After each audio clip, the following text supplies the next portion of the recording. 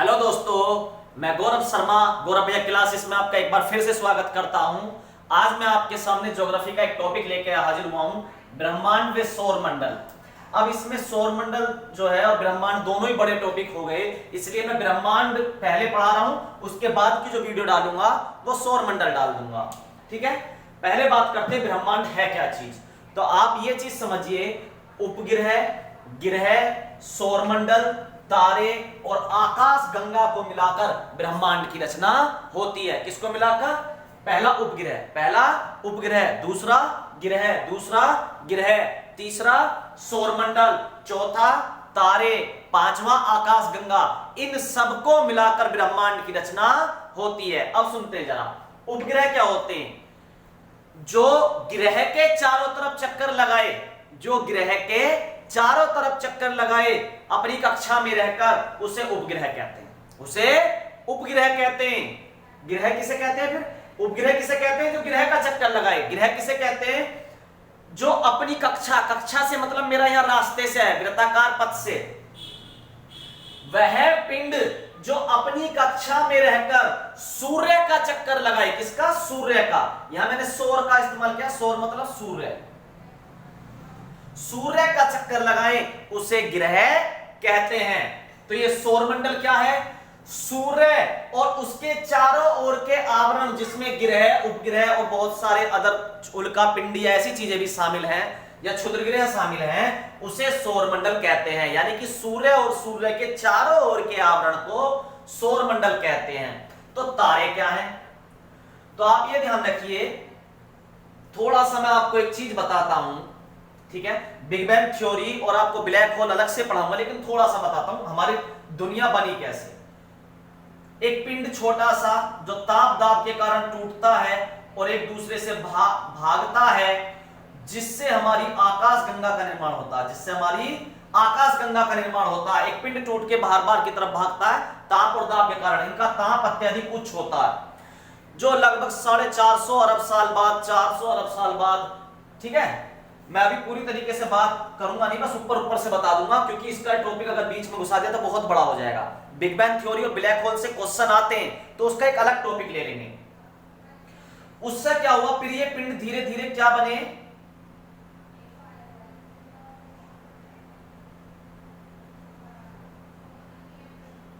Hydrogen. यानी कि hydrogen धरती पे पहले नहीं था, बाद में बना। और हाइड्रोजन भी कई सौ अरब साल बाद जाकर इससे हीलियम का निर्माण हुआ। फिर ऐसे हीलियम के बाद थोरियम, इस तरीके से अणु बनते गए। और जब ये टूटे ये पिंड, तो इनसे तारों का निर्माण हुआ, और उन तारों में ही एक तारा है सूर्य। जरा ध्यान से समझना, तारे का निर्माण कैसे हुआ। पहले एक छोटा सा पिंड टूटा जिससे आकाश गंगा का निर्माण हुआ, वो बाहर भाग रहे थे, वो सब बाहर की तरफ भाग रहे थे, ठीक है? जिसमें से फिर क्या हुआ, ये अणु जब टूटे आकाश गंगा के, उसमें क्या हुआ, हाइड्रोजन के अणु बने। गुरुत्वाकर्षण बल धीरे धीरे आने लगा और हाइड्रोजन के अणु बने। और वो हाइड्रोजन जब हीलियम में बदलती थी, तो हाइड्रोजन क्या है, जलने के लिए बहुत अधिक, हीलियम ऐसे ही नहीं बन गया, हाइड्रोजन को बहुत अधिक उच्च ताप पर जलना पड़ता, जब जाके हीलियम के अणु का इस दुनिया में निर्माण हुआ। तो जब ये अत्यधिक उच्च ताप पे जले, तो इनसे क्या हुआ, रोशनी आई। उस रोशनी के बने पिंड को ही क्या कहा गया, तारे कहा गया। और सूर्य भी तो ऐसा ही रोशनी देता है, तो सूर्य भी क्या है, तारा। तो तारे क्या है, ऐसे पिंड जो हाइड्रोजन से निर्मित हुए। किससे निर्मित हुए? हाइड्रोजन से, और जिनमें अपना ताप और अपना प्रकाश है। तारे किसे कहते हैं? वह पिंड जिनमें अपना ताप व अपना प्रकाश है। अपना ताप और अपना प्रकाश कहां से आया? उसमें हाइड्रोजन की वजह से। कहां से आया अपना ताप और अपना प्रकाश?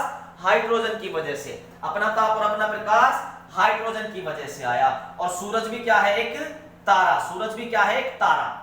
ठीक है, तो तारों के बारे में समझ में आया। भी डीपली सबके बारे में पढ़ेंगे, पहले ऊपर समझ लेते हैं। आकाश गंगा क्या है? बहुत सारे तारों के समूह को, उसने कहा ना असंख्य है, मतलब जिनकी संख्या ना गिनी जा सके, उन तारों के समूह को आकाश गंगा कहते हैं। क्या कहते हैं? आकाश गंगा कहते हैं। ठीक है, और इन सबको मिलाकर ब्रह्मांड का निर्माण हुआ। आगे देखिए जरा, अब एक एक करके बात करते हैं, पॉइंट बाय पॉइंट। पहले बात करते हैं हम सौर मंडल या ब्रह्मांड के अस्तित्व की। आज हम सौर मंडल किसे पढ़ते हैं? हम कहते हैं सूर्य के चारों ओर जो चक्कर लगाते हैं पिंड, या सूर्य के चारों ओर के आवरण को सौर मंडल कहते हैं। लेकिन क्या शुरुआत से ऐसा था? नहीं, जरा समझिए धीरे धीरे। कुछ सिद्धांत से हमसे डायरेक्ट क्वेश्चन पूछा जा सकता है, वो क्वेश्चंस पे हम बात करते हैं। पहला, भूकेंद्रीय सिद्धांत, ठीक है, भूकेंद्रीय सिद्धांत, ठीक है। तो इसका आप कहेंगे भूमि के केंद्र में टालमी, टाल दिया, भूमि को हमने टाल दिया, भूमि के केंद्र को हमने टाल दिया, भूमि के केंद्र को हमने टाल दिया। क्या कर दिया? टालमी, टाल दिया मैंने, टालमी, मैंने टाल दिया, टालमी। किलाडियस, किलाडियस, किला, किला जो है उसे मैंने टाल दिया, किलाडियस, किलाडियस, टालमी, भूकेंद्रीय सिद्धांत। समझो जरा, सबसे पहले जब ब्रह्मांड के बारे में थोड़ा बहुत हमें पता पड़ा, ठीक है, तो हमें सबसे पहले पता पड़ा, हमने माना कि भूमि ब्रह्मांड के केंद्र में स्थित है और सारे पिंड उसके चारों तरफ चक्कर लगाते हैं। क्या पता पड़ी शुरू में? भूमि जो है वो ब्रह्मांड के केंद्र में है और सारे पिंड यानी कि जो भी है सूरज वूरज वो सब उसके चक्कर लगाते हैं, ठीक है। आगे चलते हैं, दूसरा पॉइंट। फिर हमें पता पड़ा सूर्य केंद्र में है।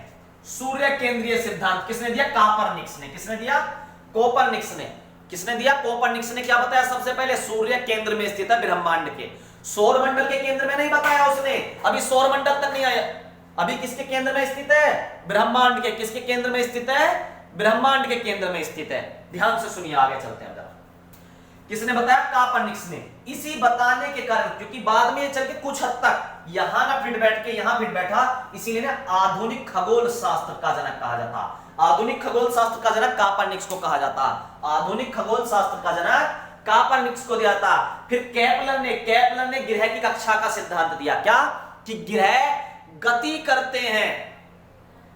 जब मैंने बिग बैंग थ्योरी में बताया, जब वो पिंड टूटा तो दूर की तरफ सारे वो भग रहे थे, ठीक है, वो डीपली पढ़ाएंगे बिग बैंग थ्योरी और ब्लैक होल, दो वर्ड।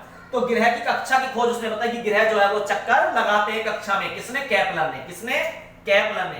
केपलर ने बताया, इसीलिए इन्हें नवीन खगोल शास्त्र जनक कहा जाता। तन्नक संयंत्र देखो, कोपर्निकस को आधुनिक खगोल का जनक और केपलर को नवीन खगोल शास्त्र का जनक कहा जाता है। इससे हमें क्या पता पड़ी? कि ग्रह चक्कर लगाते हैं। फिर हमें क्या पता पड़ी? इन्होंने यह भी बताया कि ग्रह चक्कर लगाते हैं, लेकिन किसका? सूर्य का। तो इन्होंने भी पहली बार थ्योरी का ही समर्थन करा कि सूर्य केंद्र में स्थित है। फिर हमें क्या पता पड़ी? सौर मंडल जो है वो आकाश गंगा का एक अंश मात्र है। यानी कि पहले हम समझते थे कि सौर मंडल ही ब्रह्मांड है, और जिसमें हमने पहले माना कि भूमि केंद्र में है और बाद में हमें पता पड़ी सूरज केंद्र में है। लेकिन बाद में पता पड़ी ना पृथ्वी केंद्र में है ना सूरज केंद्र में है, सौर मंडल भी आकाश गंगा का एक छोटा सा हिस्सा है।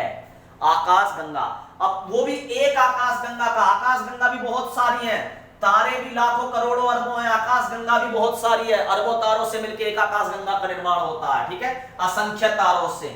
तो उन बहुत सारी आकाश गंगाओं में से केवल एक आकाश गंगा का हिस्सा सौर मंडल है। अब हमें यह पता पड़ गया कि सूरज जो है वो क्या है? ब्रह्मांड के मध्य में नहीं है, वो केवल इसका एक आकाश गंगा का छोटा सा हिस्सा है। और 20वीं सदी में हमें क्या पता पड़ी? जो सूर्य है वो स्पाइल यानी कि दुग्ध मेखला के सिरे पर स्थित है।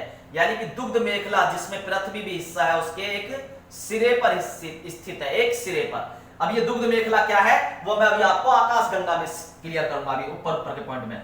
फिर हमें पता पड़ी मिश्रित ब्रह्मांड सिद्धांत एडविन हबल ने दिया। इन्होंने क्या कहा कि ब्रह्मांड का जो व्यास है वो 250 प्रकाश वर्ष है। 250 प्रकाश वर्ष। जो बड़ी दूरी होती है ब्रह्मांड की उन्हें प्रकाश वर्ष में नापा जाता है, और अगर ज्यादा ही बड़ी दूरी है तो उसे पारसेक से नापा जाता है, ठीक है। तो सूरज की जो है, और सूरज का नाम ब्रह्मांड जो है उसका व्यास कितना माना इन्होंने? 250 प्रकाश वर्ष। किसने? हब्बल ने। किसने माना? हब्बल ने। और क्या कहा इन्होंने? आकाश गंगा के बीच की दूरी बढ़ रही है, जो बाद में बिग बैंग थ्योरी ने भी कहा कि आकाश गंगा जो है वो अब भी विस्तृत हो रही है और एक दिन ब्लैक होल में उसका अंत हो जाएगा। ब्रह्मांड उत्पत्ति का जो सबसे लेटेस्ट है वह है बिग बैंग सिद्धांत, जो किसने दिया? जॉर्ज लेमेंटेयर ने। बिग बैंग सिद्धांत किसने दिया?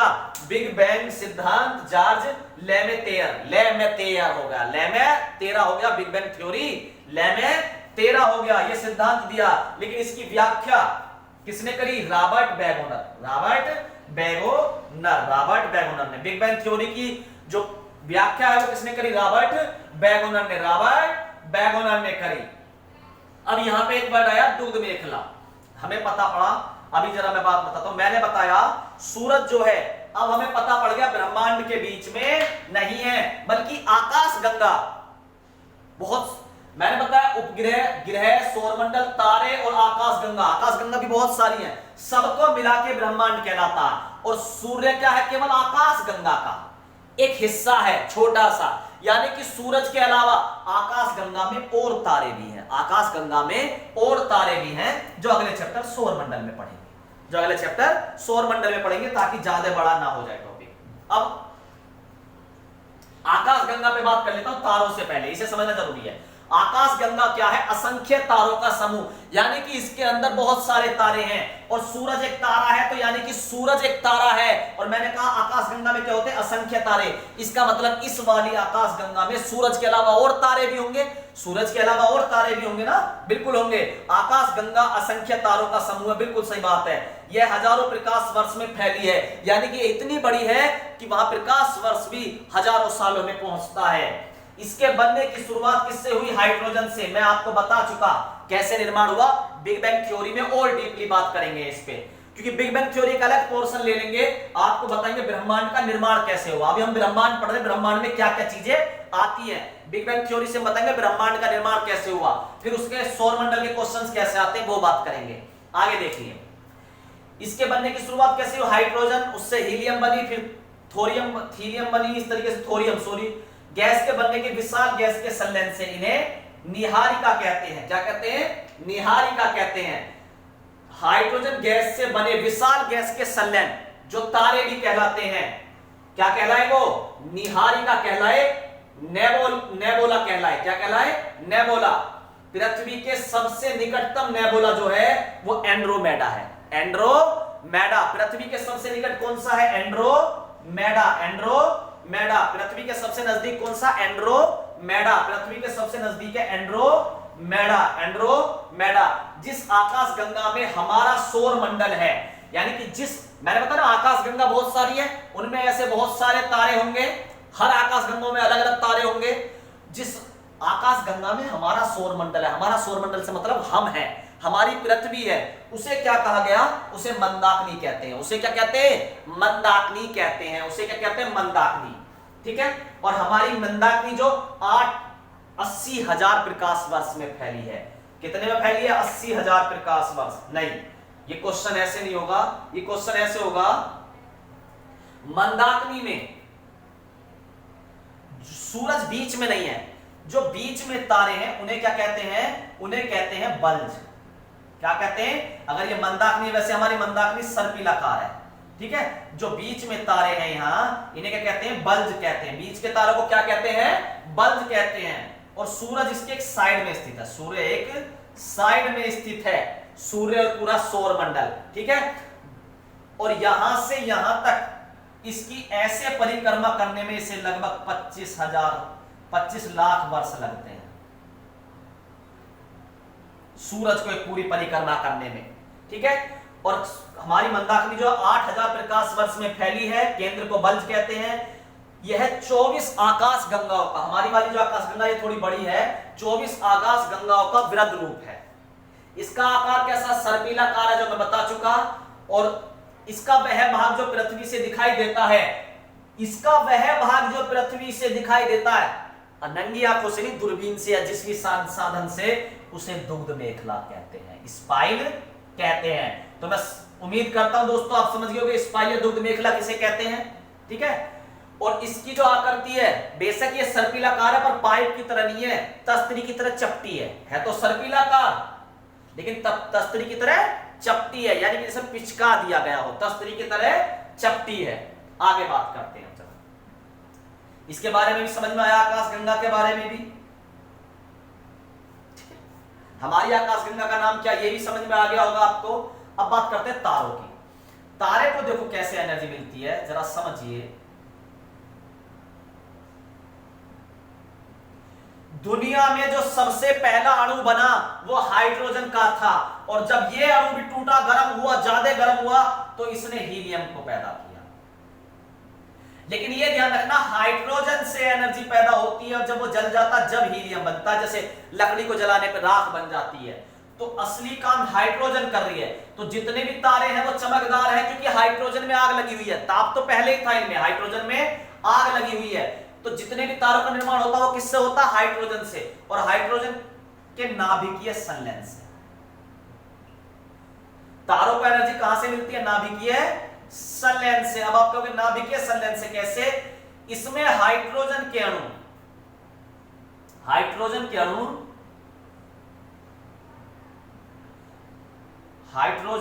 जो है वो जुड़ते हैं। अणुओं के जुड़ने की क्रिया को कहते हैं नाभिकीय संलयन। तो इस तरीके से अणु जुड़ते हैं और हीलियम में परिवर्तित होते रहते हैं। इसी क्रिया को क्या कहते हैं, नाभिकीय संलयन की क्रिया कहते हैं। तो तारों का निर्माण किससे हुआ है, हाइड्रोजन से हुआ है। तारों को एनर्जी प्राप्त कहां से होती है, नाभिकीय संलयन से प्राप्त होती है।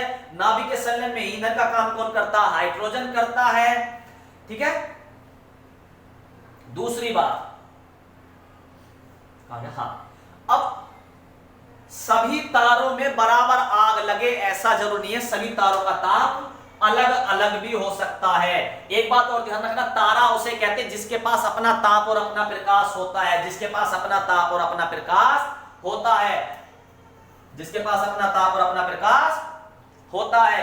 अब वो पूछ लेगा, ताप के कारण ही प्रकाश होता है, ये ध्यान रखना, ताप के कारण ही उनका रंग निर्भर होता। तो अत्यधिक उच्च ताप वाले तारों का रंग कैसा होता है, ये क्वेश्चन आ जाता है पेपर में, बहुत नीला होता है। अत्यधिक उच्च ताप वाले तारों का रंग कैसा होता है, नीला। और उससे कम वालों का श्वेत, उससे कम वालों का पीला, और सबसे कम वालों का लाल, सबसे कम वालों का लाल होता। अत्यधिक उच्च ताप वाले तारों का रंग कैसा होता है, अत्यधिक उच्च ताप वाले तारों का रंग नीला होता है। उससे कम वालों का श्वेत, उससे कम वालों का पीला, और सबसे कम वालों का लाल होता है। क्या होता है, लाल होता है। उम्मीद करता हूं दोस्तों ये बात समझ में आ गई होगी। ये ऊपर का चार्ट आपको समझ में आ गया होगा। अभी दूसरी वीडियो और डालेंगे आपकी आने के बाद। कौन सी डालेंगे, सौरमंडल। कौन सी डालेंगे, सौरमंडल। पर इस वीडियो को इतने आप याद कर ले, क्योंकि या तो क्वेश्चन यहां से आएगा, या सौरमंडल से आएगा, या बिग बैंग थ्योरी से, या ब्लैक होल से। पर क्वेश्चन आएगा जरूर, किसी भी टॉपिक से इनमें से जरूर आएगा।